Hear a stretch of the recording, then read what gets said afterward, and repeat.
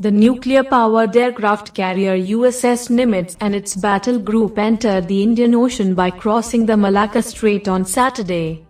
On Sunday, Nimitz was sailing near Andaman and Nicobar coast.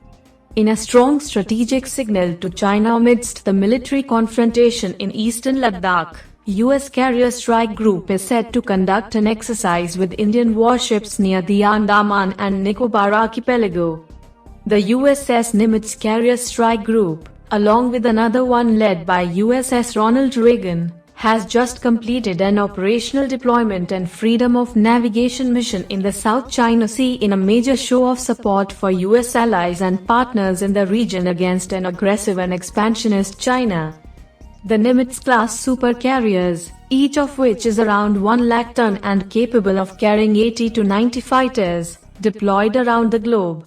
Last week, India was also holding a major naval exercise off the Andaman and Nicobar Islands, which dominate China's critical sea trade routes passing through the Malacca Strait, while the two US carrier strike groups were showing the flag in South China Sea.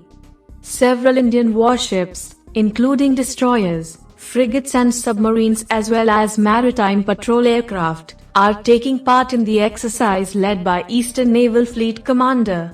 It includes warships and aircraft from both the Andaman and Nicobar Command and the Eastern Naval Command headquartered at Visakhapatnam.